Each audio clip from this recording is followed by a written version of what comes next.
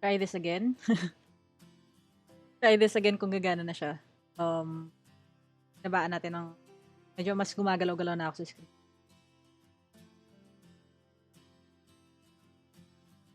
So, if you guys are joining the stream, I'm seeing some of you guys join in. So, please feel free to interact sa comment section kasi here in YouTube kasi hindi ko makita yung view. Unlike sa Facebook, I can see. So, if you could give me maybe a smiley face lang dun sa comment. So, I posted din sa page kung may mga questions pero so far wala pa naman masyado. Wala pa namang nag-reach out. I have a couple of questions coming in from the YouTube page. So, I answered naman yung questions nila via the chat. So, hindi na natin siya kasi please understand then that when if you do ask me questions that I covered na in previous videos, so ang usual na response ko would be refer you to that video kasi limited din naman yung time natin, so if I can't really walk you through everything. Hi kay Marigold, hello, thank you for joining in. So let me know if it's better dito sa YouTube kasi di ba nakita niyo yung stream last week, super laggy siya, so medyo mas parang tingin ko mas okay siya, although dahil may konting blur, parang pinakinis ni YouTube yung face natin. Parang medyo makinis-kinis yung face natin tonight. Ayan, gumagalaw na raw yung video pero nagbe-break ang audio. So, audio naman yung ang patay natin.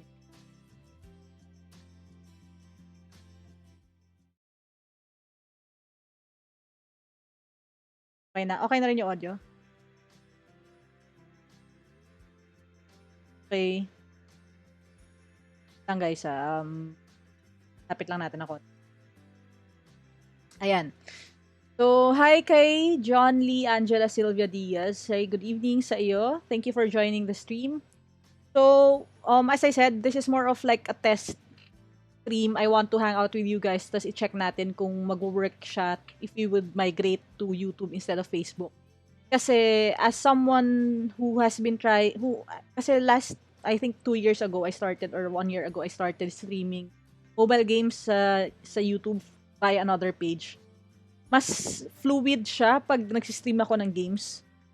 I guess yung focus ng Facebook is for live streamers ng gaming.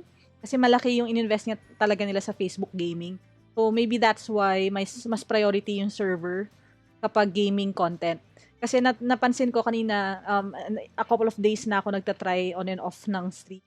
Kapag nagtag ako na gaming content siya, mas smooth siya. Pero pagka education yung content, hindi siya. Hindi siya na maayos na stream sa Facebook. That's why lumipat tayo. So thank you so much guys for joining dito sa stream kahit na medyo mag-adjust tayo kasi mas maganda kasi sa Facebook kasi di ba pag when you share the stream, parang kita na agad siya. So parang mas user-friendly in a way, mas na-reach ko kayo guys pag Facebook. Unlike sa YouTube, hindi naman lahat talaga nasa Facebook mo gamit din ng YouTube. Pero please be assured na this is all just a matter of testing kung ano yung mga pwede nating gawin kasi I really don't want to stop yung ginagawa natin every Saturday. Although part of me medyo na-discourage talaga ako, honestly, na-disheartened ako kasi parang kahit anong gawin natin yung output na stream ganun yun lang. So buti naman tonight medyo mas nakikisama siya. Hi kay Jenter Bakiran, good evening sa'yo.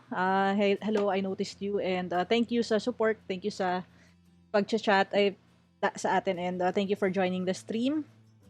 So, ayun, before na lang just to have something to discuss ko na lang din, may mga questions kasi sa TikTok na hindi ko masagot via chat kasi limited yung characters or via video kasi limited din naman yung time doon. So, dito ko na lang siya i-discuss sa inyo guys. One common theme na nakikita ko, which is sad, is a lot of people actually generalize so much.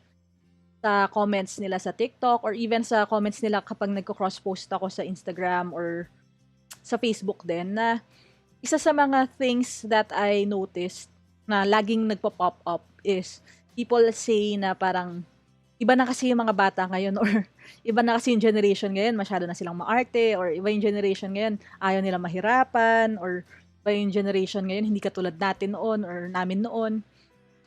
So, I want to address yung generational thing, okay? So, if you have inputs, this is a hangout, so you can put your comments then if you agree or disagree.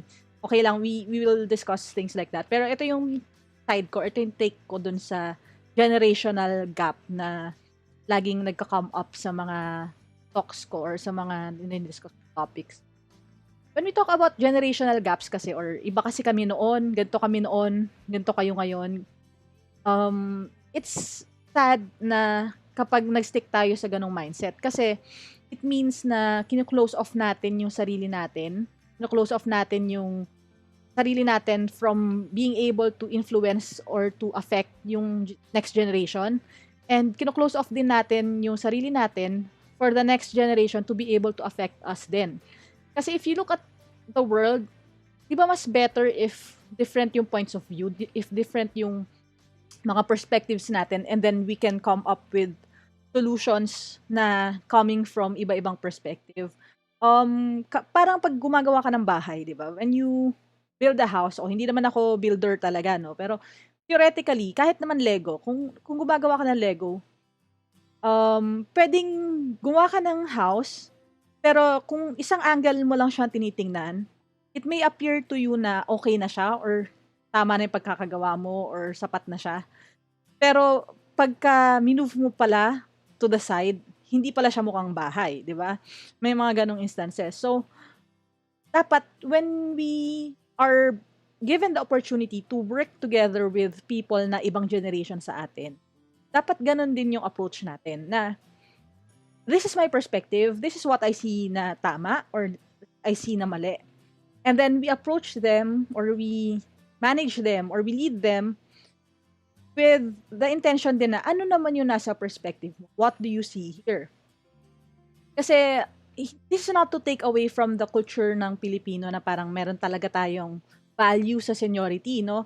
It's a very Asian thing, and I don't think it's a bad thing. Kasi tama rin naman talaga to respect people who have gone before you, to parang consider them as people na, yung sabi nga ng mga parents is, papunta ka pa lang, pabalik na ako.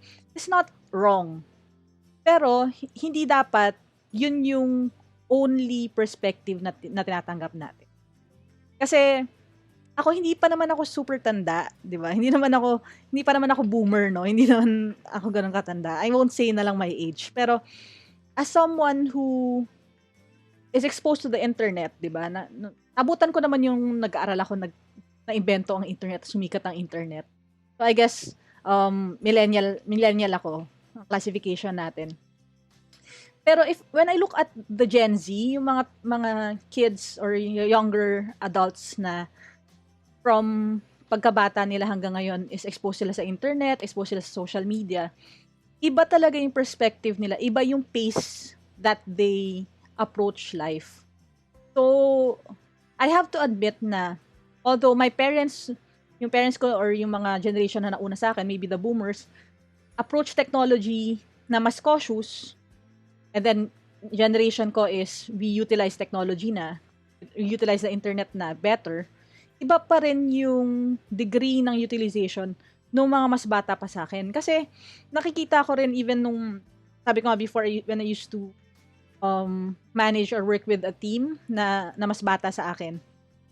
As in, parang sa akin, ang knee-jerk reaction ko or ang intuition ko or ang instinct ko, if I need to find an answer to something, it may be to ask a person. Yan yung thing, 'di ba? Yun yung natural na instinct natin. You ask a person, or number 2, you find a resource somewhere. Kunyari, manual, 'di ba? Pag kunyari nasira yung TV or hindi mo mapagana yung TV, titingnan mo yung manual, 'di ba? Yung una, magtatanong ka muna, paano to? Or paano to? Pag wala yung expert opinion, hahanap ka ng reference, which is yung manual. Kids these days, hindi. Ang instinct na nila talaga is punta sa YouTube, tas search na sila. 'Di ba? Type na nila yung model. Kunyari, Sharp ME024. 'Di ba? How to set up. So mas mabilis na yung nakukuha nila yung information na gusto nila via the internet. It's a good thing kasi hindi natin naiisip yun eh. Mas naiisip nila yun. Pero ang flip side naman nun is hindi naman sila talaga nagbabasa ng manual or hindi naman talaga paano pag walang internet, 'di ba? May ganung thinking tayo. Pero neither one generation is better than the next. Pare-pareho lang tayong may differences. May utilize yun. One thing na I have to admit, no, kasi August 8 ngayon, so anniversary ng Blackpink. Hi sa mga Blink. Pero ang isa sa mga things na nagpa-realize sa akin nung maling mindset ko about being an ate dun sa younger generations was this whole K-pop thing. Kasi kung kaedad kita or older, I guess mas mahirap sa ating i-grasp kung bakit parang yung mga generation na mas bata sa atin, super crazy sila about K-pop. Sa akin kasi hindi ko talaga yung nagets yun before. I have good friends, especially nung nasa Bicol pa ako, na fans sila ng K-pop. Tapos hindi ko talaga intindihan kasi they would say, ate, maganda to. Tapos parang ako, hindi ko naintindihan yung sinasabi. Parang ganun. Yun yung mindset ko. Tapos, kung makikinig ka na lang din ng music, bakit hindi na lang OPM? Kasi diba, meron tayong, inabutan natin yung FVR phase na parang Pinoy, dapat Pinoy, Centennial, alam mo yon yung mahilig tayo sa, at tingin natin kasi dapat pag makabayan ka is OPM yung pakikinggan mo, ganun. And then, here comes a generation na parang ang dramang gusto nila panoorin, K-drama. Ang music na gusto nilang pakinggan, K-pop. Tapos yung pagiging Filipino ko, parang na-offend ako. Parang, bakit ganito? Bakit mas gusto nila yung Korean stuff kesa sa mga Pinoy na stuff? Until I realized, real talk, no, I hope you accept this, na ito yung perspective that I learned itong mga past few months. Nung naging Blink ako, hindi. Pero nung na-involve or tinest ko yung K-pop thing. Alam nyo ba na I think ang bottom line kung bakit the younger generation loves K-pop more, loves K-drama more than OPM or original teleseries na Filipino is because hindi dahil bina-value nila yung something na imported. Kasi yung colonial mentality, di ba, nga, super woke na nga yung generation. Hindi colonial mentality eh. It's because of the search for quality content. Search for quality effort. Which is not a bad thing. Kasi naintindihan ko na ngayon na parang, kaya pala nila gusto yung K-drama kasi cinematography pa lang, super effort na. Tapos yung plot, hindi naman pa ulit-ulit. I mean, may mga recurring theme na mahirap mayaman and stuff like that, pero at least yung setting nag-iiba, no? Hindi naman laging may kumpanyang pinag-aagawan or may kerida. May mga kerida, pero hindi lang ulit-ulit yung statement na parang ang draw sa tao is yung mga trending na lines. So, may search for quality na nakikita nila dun sa K-drama. Like sa K-pop, kasi bago ka maging K-pop artist, sobrang dami yung paghihirapan, parang grabe yung ilang taon yung training bago nila i-release yung mga material. Sobrang parang dadaan ka sa butas ng karayom para maging K-pop star ka sa Korea, di ba? Which is not necessarily a bad thing. Kasi if you think about it, a lot of these young people, kung mamomotivate natin sila and we lead them to thinking na yung work nila is basically the corresponding na counterpart ng mga idols nila na K-pop, they would attack it as something na kailangan ko mag-excel. Ibig sabihin, kung yung minamanage mong person, mahilig siya sa K-pop, pwede mo explain sa kanya na, hey, itong training natin is basically parang same lang nun. Na if you give it your all, yung effort mo, you will succeed later on. You will gain yung respect, attention, and favor from your leader sa company. Pero tayo, as a generation na nauna sa kanila, madali sa atin i-brush off na parang, hindi, Hindi nyo dapat nga pinakikinggan yan kasi hindi ka naman naintindihan. When in fact, dapat tayo naman yung tumingin sa mga bagay sa perspective nila and then use it to motivate them. So we're not so much alike, we're not so much different naman.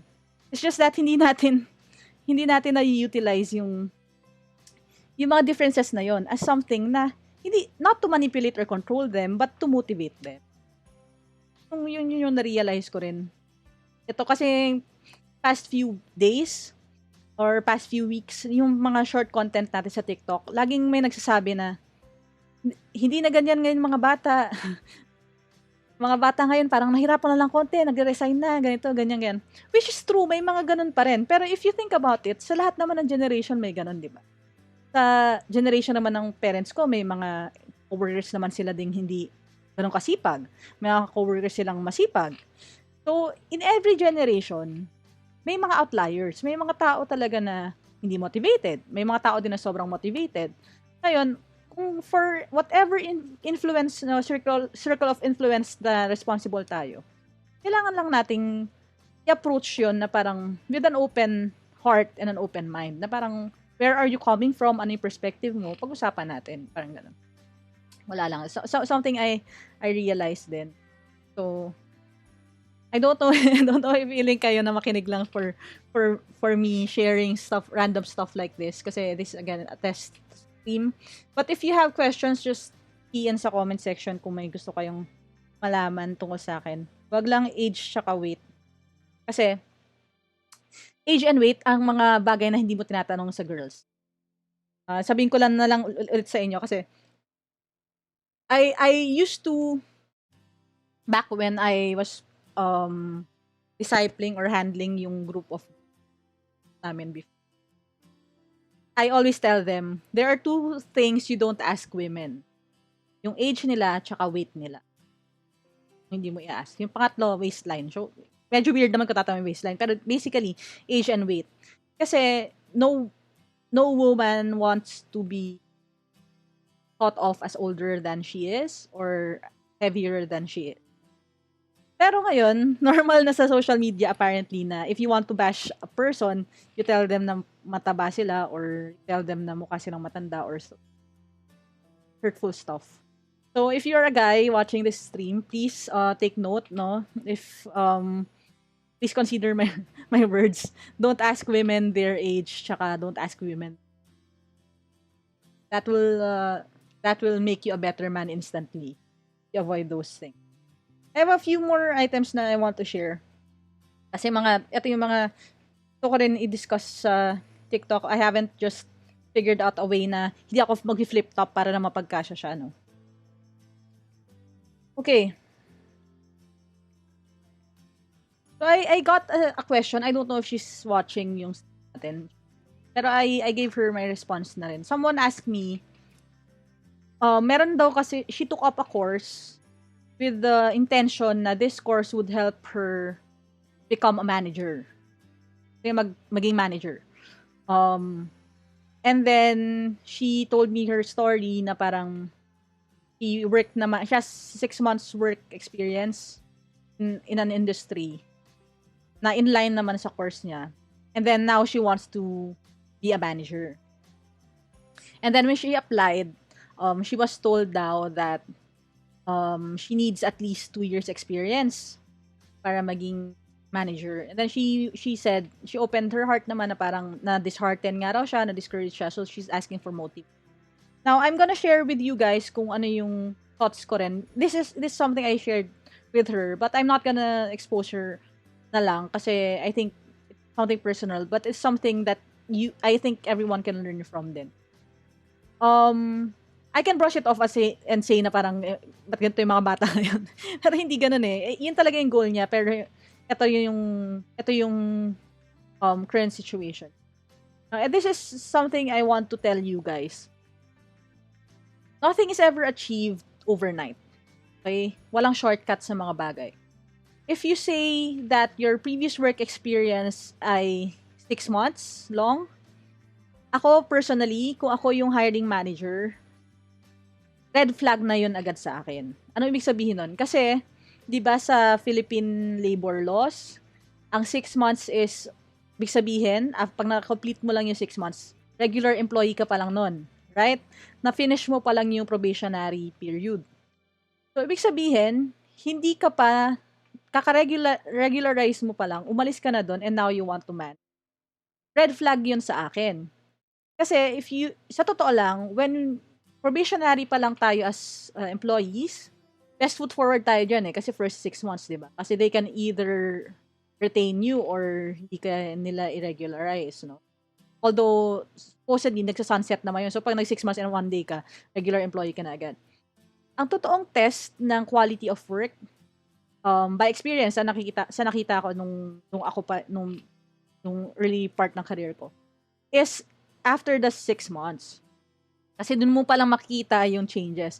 Yung manager ko before, yung manager ko na nag-hire sa akin dito sa current company ko, she told me, magkakaalaman daw after 6 months. Yung ng totoong performance. Kasi, sabi niya, tingnan mo, ganito yan eh. First 6 months, ang gaganda pa pumorma, ang gaganda pa raw manamit.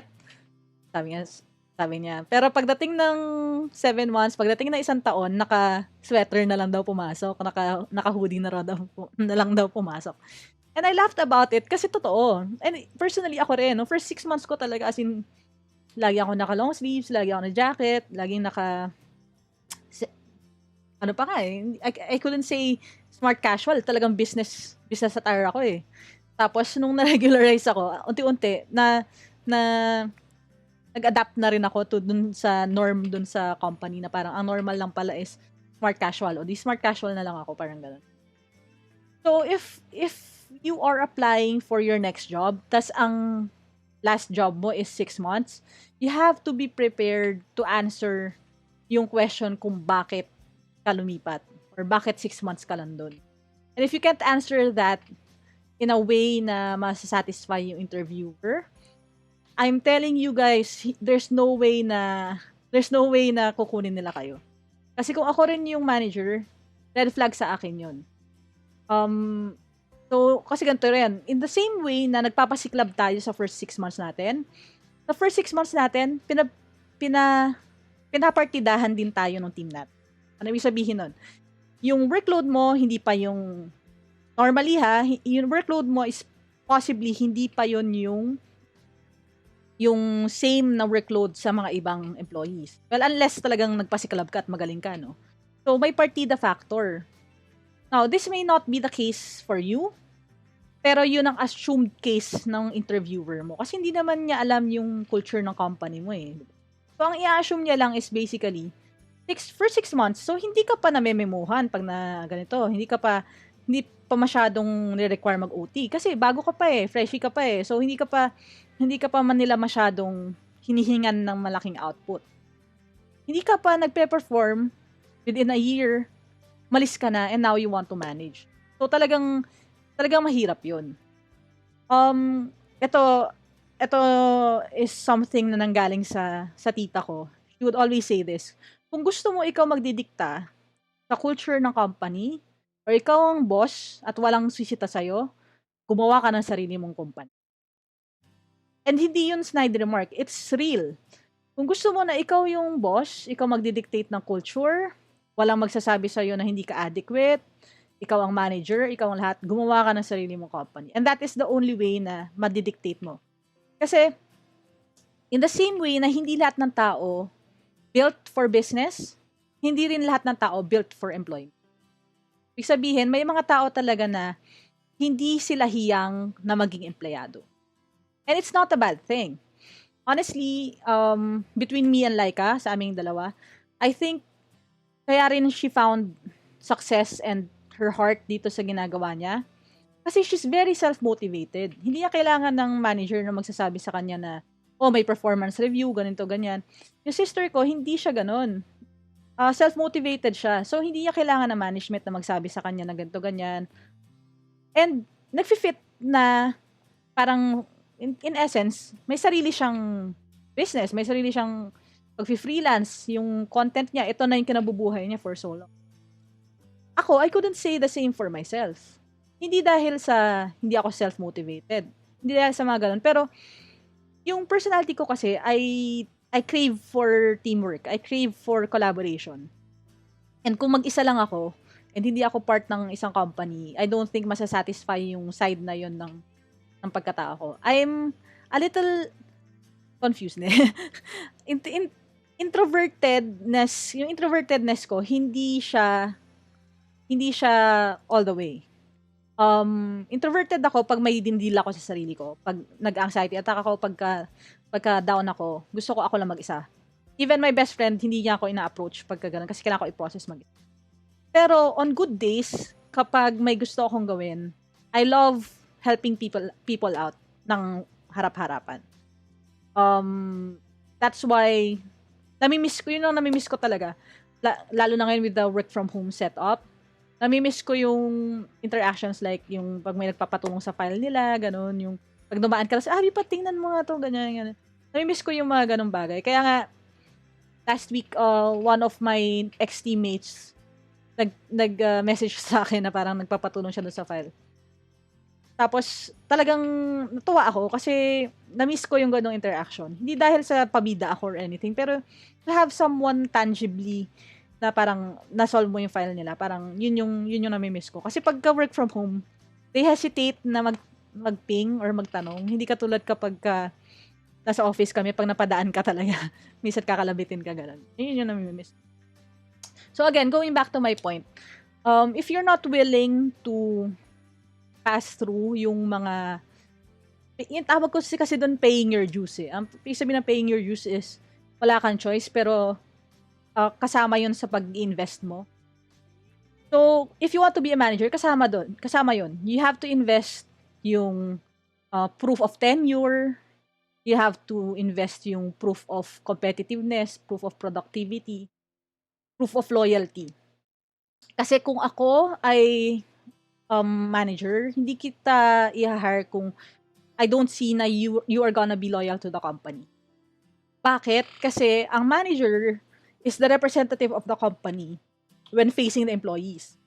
Diba? Kapag ang empleyado mo gusto na mag-resign kasi pakiramdam niya yung sahod niya hindi tumataas, pwede mo bang ilaglag yung company mo? Sabihin, ganito talaga dito sa kumpanya natin, hindi tumataas ang sahod. Hindi ganon. Dapat may enough loyalty ka to the company. Not naman to be dishonest about it. Pero, to know that this is part of your job. This is the company I represent. I do not bite the hand that feeds. So, yung company loyalty, perseverance, endurance, kasama yan. Kasama yan sa prerequisites bago ka maging leader. Kasi hindi pwedeng dahil driven ka lang or dahil gusto mo lang or naniniwala kang kaya mo. Hindi. You have to make others believe na kaya mo para maging success. Ang pinaka-importante. So, agree raw si John Lee, tsaka agree si Ate Norcy. Hi, Ate Norcy. Hello po. Welcome sa stream.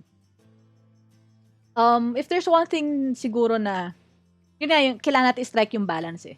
It's not necessarily a bad thing, no? I'm not putting her down, that person who asked that. Kasi normal yon, normal na feelings yon. And I think normal yon kapag medyo idealistic ka pa. Ibig sabihin, pag medyo mas bata ka pa, parang gigil ka pa sa life. Flip naman natin, doon naman sa medyo mas older na generation. Na I want to encourage naman you guys na wag naman natin i-limit yung sarili natin. Hindi, may edad na ako. Okay na ako dito. Analyst na lang ako habang buhay or okay na ako sa level na to. Hindi na ako mag-manage. Kunin naman natin yung good part naman doon. Na we don't stop din naman na mag-aspire. Medyo dapat may aspirational qualities pa rin naman tayo. Kasi pag wala na tayong goal, hindi na tayo mag-move forward. Hindi na tayo mag-move up. Hindi na tayo mag-try mag-improve. Kasi okay na tayo sa ganito eh. This is something I also need to remind myself kasi nga, yung role ko ngayon is individual contributor. So, hindi naman talaga siya para meron pa akong level up directly. Pero, yun. Okay. Yun lang yung sasabi ko na in the same way na hindi natin sila pipigilan mag-dream pero i-encourage natin sila to work for it. Tayo rin naman na mas ahead of them. Wag naman din natin pipigilan yung sarili natin dapat meron pa rin naman tayong dream. Okay, we have a question from Facebook, how to easily merge daw all the data in a row sa same column. Okay, I don't know if you're watching Marie Cañete, pero you could check out yung either concatenate lesson natin. Yeah, check out muna yung concatenate lesson natin kasi na-answer naman yan. Kasi yun yung pinaka safe way. And then you just paste it as values. Kasi yung merge, if you use merge and center, madidelete yung mga ibang data. Pag merge and center ang ginamit natin, yung first column lang ay data sa first column, data sa first row kung pababa or ano, or data sa first column and row kung multiple rows and columns, yun lang ma-retain pag nag-merge and center. So, replyan ko lang siya, check out or concatenate list.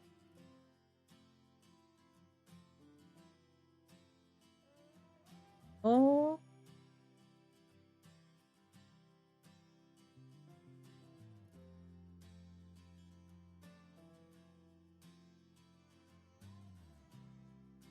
so, nagbabasa naman tayo ng comment section. Let me know. Kung may questions kayo, i-share ko lang yun yung link natin sa kay Marie. Alam nyo guys, one thing din pala na encourage ko kayo is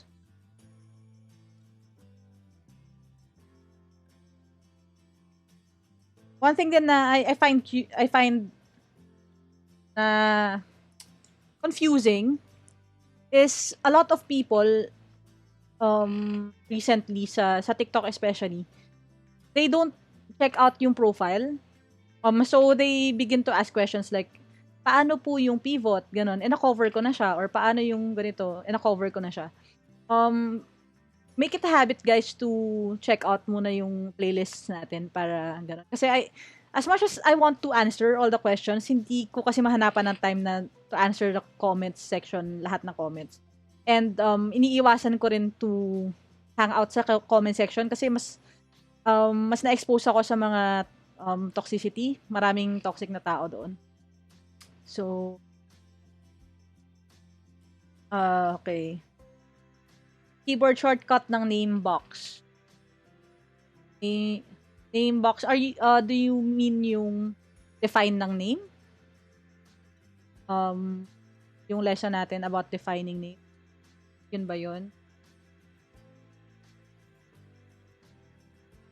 Lang guys Naka-Mac kasi ako, so I have to Google.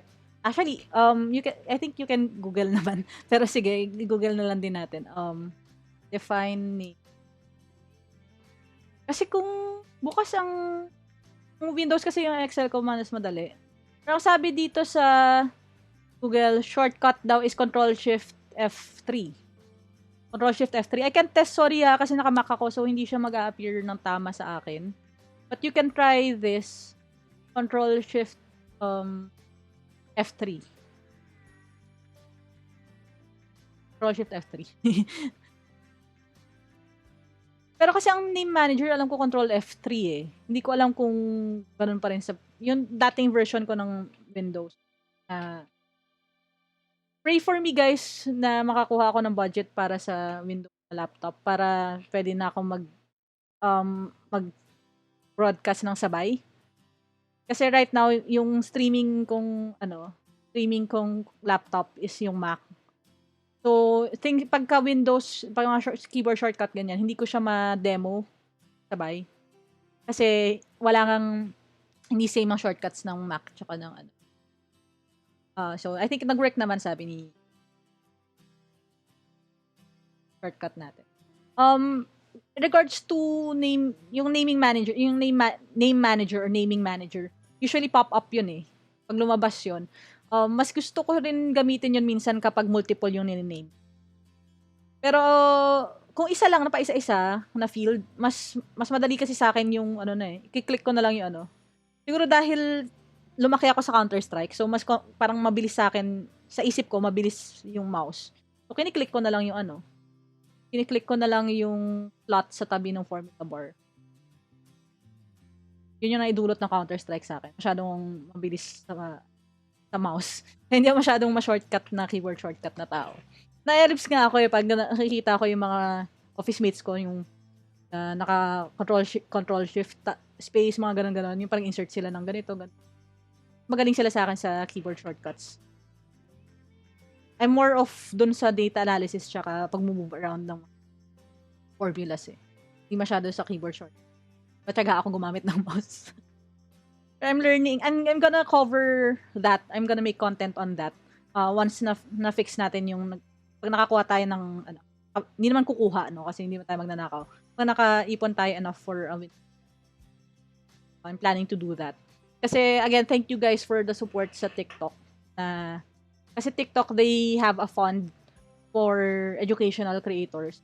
So, kahit papaano may konting kurot tayo doon. So, God willing, pag naibigay nila yung prize, yun yung iniisip ko na i-consider na bili tayo ng Windows na laptop. Kasi I have a laptop here na okay sana kasi Windows, kaya lang it's issued by the company. So, company laptop ko. Hindi ko siya ginagamit for this content kasi unethical yun. Okay? I don't want to be the person na nagtuturo about ethics, about dapat ganito, dapat hindi ka gumagawa ng ganyan sa work hours or hindi gumagawa ng ganyan sa ganito. Tapos, gagamitin ko yung work laptop ko for this. Kasi I consider, this is something personal pa rin naman. Although I could say na hindi ko naman siya pinagkitaan or I'm doing this for free or I'm helping other people. I'm not supposed to use company resources for it. So that's why I can't use my Windows laptop for the lesson. So I hope ma-fix 'yon. Kasi nga kung babalikan natin yung history, actually I started YouTube na more on I was just chronicling yung events sa life namin, pag mga family trips, ganun. Kaya ganun yung mga older videos. Kaya I prioritized buying a Mac kasi mas okay talaga ang Mac sa multimedia. For me, in terms of software, Final Cut Pro, mga ganun. Yun talaga yung reason kaya Mac yung nagamit ko. Until, yun nga, nagkaroon tayo ng shift saka-advocacy dito sa technical skills learning. Okay. Ngayon lang nag-arise itong need for a Windows. Hopefully, pagka nakuha natin yung kapag-invest tayo. Okay, isa pang message.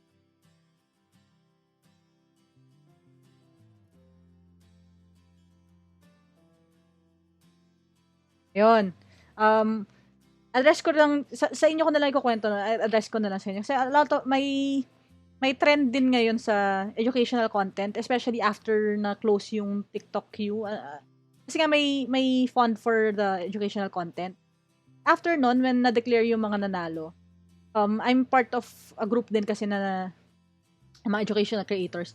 May trend na parang a lot of people reach out sa comment section and then tell us na mali namin or ganyan. Meron din na rin akong nakukuha mga gano'n na parang mas mabilis kong ganito or mas mabilis kong ganyan. Minsan tama yung sinasabi nila, minsan hindi. Pero, one thing na gusto kong i-emphasize is, as I said naman, and I always say sa videos, hindi ako perfect or maybe my methods won't work for you or hindi, you know na may better way to do things. But it's not supposed to stop me from teaching kung ano yung alam ko. Kasi, a lot of people still need yung up to yung level na kaya kong ibigay. And if you're watching tas you think na I can do better, just do so. Kasi I think naman, hindi tayo maubusan ng ituturo. Diba? So, hindi tayo maubusan ng matuturuan. So, if there is someone na mas better, okay lang sa akin, they can teach naman their method. Kaya lang, what's really sad is when people say na mali yung tinuturo ko and then I go to their page tapos puro selfie lang naman or puro dance. Ayun, hindi naman sila nagtuturo na meron daw silang better way. So, if you know better, teach better. Yun yung thing. So, kaya rin siguro nakaka-move on na rin ako kaya na may mga bashers na madalaw-dalaw sa Angela, may kita rin po pala sa TikTok. Hindi, wala. Honestly, wala.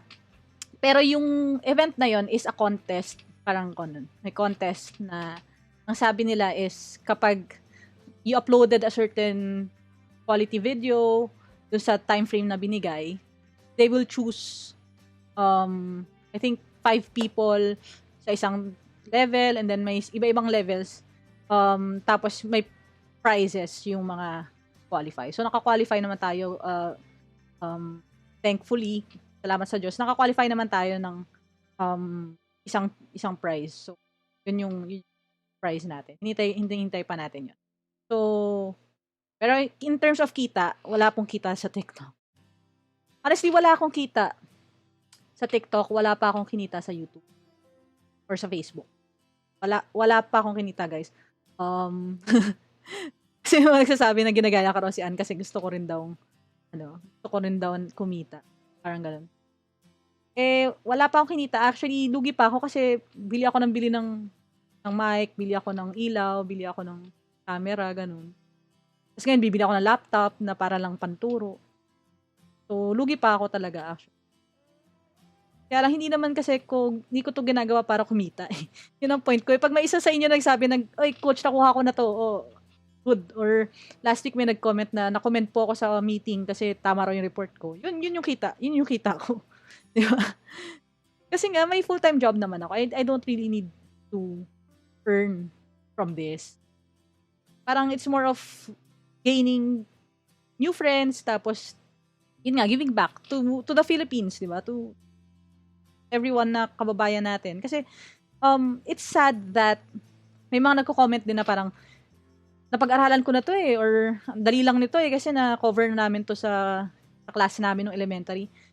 Parang, sa akin, di good for you kasi na-cover nyo. Pero ako, honestly, hindi naman siya sana mali or anything, pero, galing na nga ako ng private school, galing ako sa science high school, pero, I don't remember learning yung mga bagay na ito doon. 'Di ba? Ako personally hindi ko natutunan. So ibig sabihin kung natutunan man nila, good for them. Pero we can't say na stop na lang kasi kasi hindi naman kailangan 'yan kasi natuturo sa school. Hindi lahat ng school. 'Yun yung thing. So parang yung kahit anong educational content, may mga pinanggalingan naman 'yan Pag mga tutorial ng how to apply skincare, ganyan.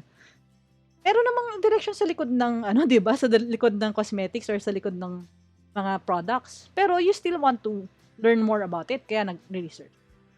So this content is not for people who already know a lot. Kasi wala silang matututunan So hindi sila yung target audience ko. Hindi rin ito for people who want to parang an instant fix na parang kailangan ko po ng ganitong specific. May mga nagbibigay kasi very specific na ito kasi ang gusto kong file ay ganito. I would tell you kung anong formulas yung pwede mong gamitin doon para ma-apply mo siya. Kasi, if you just want someone who will make your file for you, I'm not gonna be that person kasi may mga taong nababayaran para gawin yun. And I'm helping some of you guys or some people din na maging yung mga ganon. Maging yung mga people na pwedeng sendan ng file, tapos paparepair, tapos mabayaran sila. Kasi racket ko yun before. So, it's something tangible na pwede yung pagkakitaan. Kaya ako nagtuturo. Kasi personally, I could stop this and then allot yung time ko dun sa pag-sideline na ganon. And then get paid for it. Kaya lang kasi nga, yung parang siguro, as much as, ito, honestly talaga, parang, when I was growing up, tinanong ako ng teacher ko anong gusto ko maging. And I told her, maging masaya. So, wala akong concrete na gusto kong mag-doktor or kung gusto kong mag-piloto or whatever. Wala akong ganun. Pero, this pandemic really made me realize that this makes me happy. Having you guys na may natututunan. Yun nga, yung mga random lang na comment na gano'n na okay na po yung file ko or ito pala yung formulang hinahanap ko. Yun. Solve na tayo. Reports analyst ka pala. Hello, Maria. Yeah, reports analyst, yan ang pinakamasayang job na cover ko. Pinaka gusto kong job. Kasi araw-araw iba yung ginagawa mo eh. Iba-iba yung klaseng data na binibigay sa'yo. Tapos kailangan mo mag-make sense yung mga Kasi don't think that Excel is about logic lang or math. It is very creative. Iba-iba tayo ng approach. So, pwedeng, for example, ginamitan ko siya ng sum if. Pero may iba na gagawa sila ng pivot. Diba? And we can arrive at the same numbers, different yung formula. Depende sa steps din. Kasi kung sum lang naman talaga, edi okay lang. Or ganun. May mga tao na ang automatic nilang go-to is ipipivot ko. Tapos pa nakapivot na yan, kaya ko na siya i-modify. May mga tao rin naman na formula ang go-to. Wag lang manual kasi medyo mahirap yun kung naka-adding machine pa kayo tapos in-input. Pero in terms of Excel, creativity nga yan. So, iba-iba tayo expression. Gusto mo masaya lang. Hi, Louie. Ayan. So, apparently, di ba, mas okay talaga yung stream natin sa YouTube. So, I guess, sa YouTube na tayo magsi-stream. I'll try to stream tomorrow kasi may nag-request na Seaman about depreciation ng items. So, I'll give some time to give him a walkthrough. Isasama ko kayo via YouTube. So, set up ko na lang yun tomorrow. I think 30 minutes lang yun. Sometime tomorrow. Mas okay tayo sa YouTube. Apparently. So, I'm gonna have to leave Facebook. Ang sad lang kasi sa Facebook kasi parang mas nakikita ng mga tao yung stream. Mas nakikita ko rin yung mga taong nanonood. Kasi nag-a-appear sila. Pero dito hindi masyado. Hi kay Educate. So, I guess educator siya. Thank you for sharing your skills. Hello. Hi, Gio! I miss you. Si Gio po ang number one kong kaklase sa accounting. Kasi dalawa lang kami. So, ako rin yung number one niyang kaklase. Love you, baby G.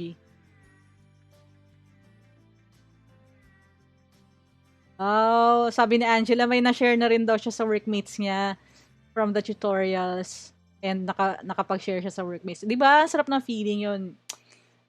I love your attitude about sharing.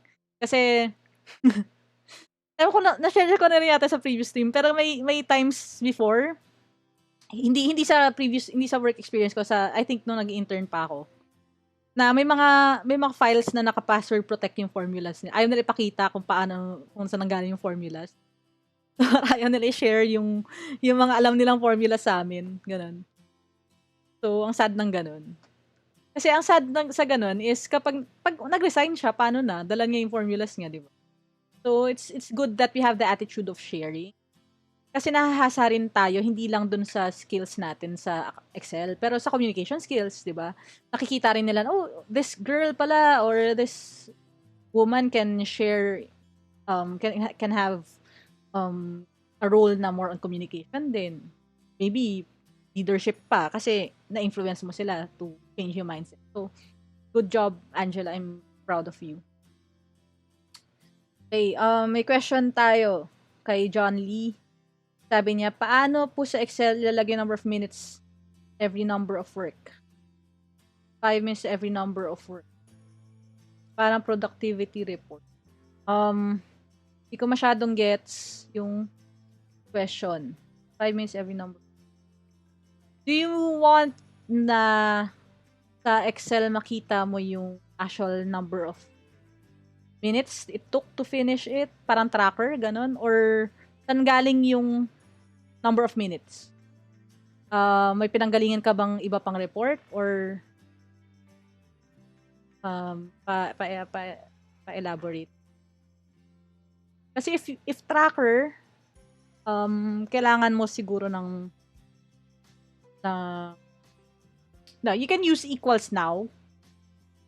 Actually, isa sa pinakauna kong minakro dun sa current company ko is tracker.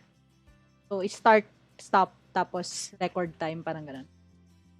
I can walk you through that kung Gio. Virtual background. Oh, yeah, naka-green screen. Naka-green screen. Kasi yung room ko medyo ang weird kasi nung room ko naka baby blue blinds ako. So, medyo weird siya. Kaya, nag-green screen ko na lang. Random picture lang yan. Sana nga ganyan yung setup natin sa kwarto yun. Yan. Hindi. Tayo ganun kayaman eh. Sharing is caring daw, sabi ni Ate Cecil. Yes. Should all share and care. Kulang na kulang sa mundo yung pagki-care. Yung yung kulang na kulang yung mindset na pag shinare ko yung isang bagay, hindi siya mauubos. Or hindi siya mawawala sa akin. ang tingin ko kasi sa learnings, or tingin ko sa, Ashley, ka nga dito, wanted ka. Hinahanap ka ni Kuya Gio. Tsaka si Louie. Tsaka ni Louie. Ka dito, dali lang. Gagalaw yung background natin. Ayan, ito na po si Ashley. Hello! Hi, Kuya Gio! Hello! Say hi! Hi, Kuya Gio! Hello! Sleeping na siya eh. Kasi kumain siya ng Chicken Joy. So, masyado akong masaya. Nag-bath siya, tapos kumain siya ng Chicken Joy. Hi daw, Kuya Gio, oh. Kuya Gio, oh. Hi, Kuya Louie. Hi, Kuya Gio. Hello po, si Ashley. Yan. Itong anak ko, guys. Kaya, itong anak ko. Kaya buti na lang talaga hindi ako nagpapaaral ng anak. Kaya I can afford to spend my weekends with you guys. Kasi kung magpapaaral ako ng anak, siguro nagsa-sideline na lang ako tuwing weekend. Magre-report sa analyst ako pag weekend. Ganun. Hi, Tita Jana! Angela Simple Life. Guys, subscribe kayo kay Angela Simple Life kung gusto nyo makabiyahe-biyahe sa Japan. Kasi nasa Japan siya ngayon yung sister ko. Ganda ng videos niya. Nakaka-relax. Hi! Hi daw, Tita Jana! Mag-hi ka muna kay Tita Jana. Magtatago. Hi, Tita Jana. Hi, Tita Jana. Kiss si Tita Jana. Kiss. Kiss. Kiss, kiss. Ayaw. Antok na raw siya. Antok na siya. Sorry, guys. Wala siya sa mood. Blackpink in your area daw. Tulog na siya. Yan. Cutie patuti. Bagong ligo siya, kaya confident siya ngayon magpakandong. Kanina lang amoy ulan. Nabalik, John Lee, you can reach out to me kahit sa FB na lang. Pwede mo ako i-message. I-detail yung question mo. Kasi alam ko laro tayo ML. Gusto mag-ML after. Mukhang maganda yung stream dito sa YouTube eh, oh. Kaya ko yung nagsistream ng ML, hindi na ako naglalaro.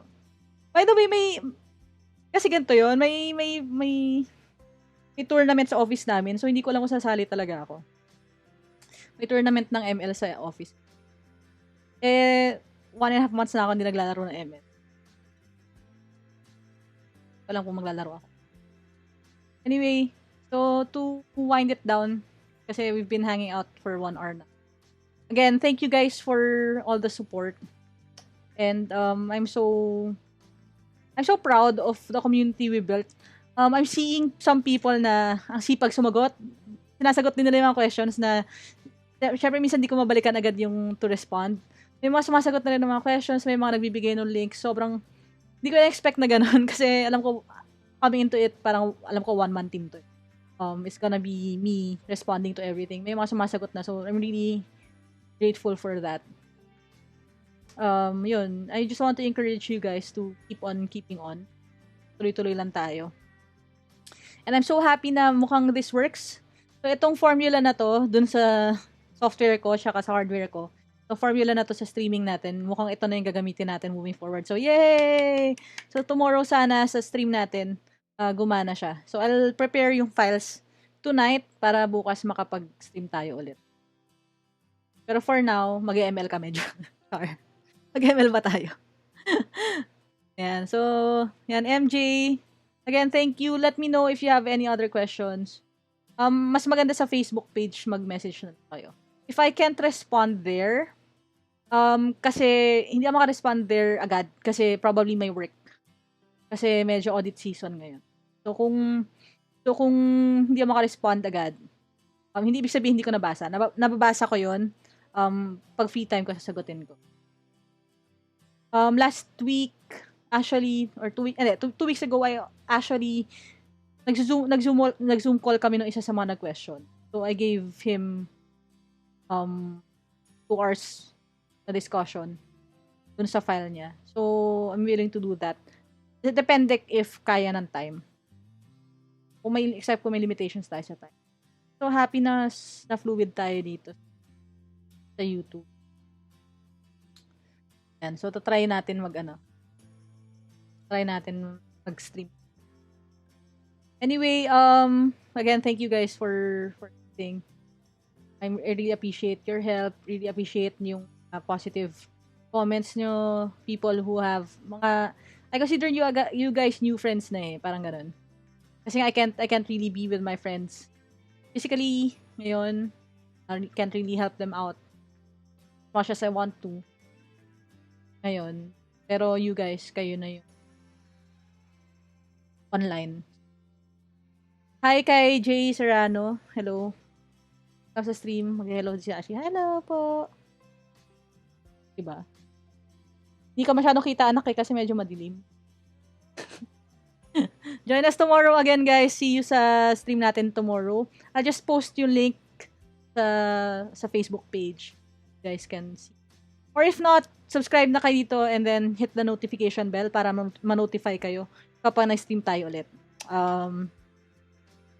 Super saya ko talaga nag-work yung stream kasi naiyak na talaga ako. Ilang araw na ako umiiyak randomly kasi nga hindi ko mapagana yung stream sa Facebook. So again, wala tayong choice, dito tayo magtatambay sa YouTube. Pero at least 'di ba, meron na tayong way na magkita-kita pa. Okay? Thank you. Good evening din sa'yo. I'm a simp. Simp ba as in ano 'yan, yung hindi ko gets yung terms ng bata. Louie, see you tomorrow. Ayan, thank you sa tutorials. I hope to, pag lumakas yung loob ko na mag-ML ako, training tayo, Louie. Alam mo, tangka ko eh. So, kailangan kita. Ikaw ang lods kong MM eh. Total, in-encourage mo ako. Gabayan mo. Kung sasali man ako. So, yun. So, again, thank you guys for hanging out. Ate Norcy, thank you. Thank you so much. Ate Cecil. See you sa next nating stream tomorrow. So happy. Thank you, Lord. Thank you, Lord. Lord, thank you po. Gumana yung YouTube. So, see you sa next stream natin. Be a better person today than you were yesterday. Thank you for joining and see you sa next nating lesson. Bye-bye po. Bye-bye. Bye-bye ka sa kanila. Bye-bye. Thank you po. Napapapikit siya. Ganyan siya kaantok, guys. Up. Natunaw. Up. Okay, natunaw na siya. Bye-bye. Bye-bye.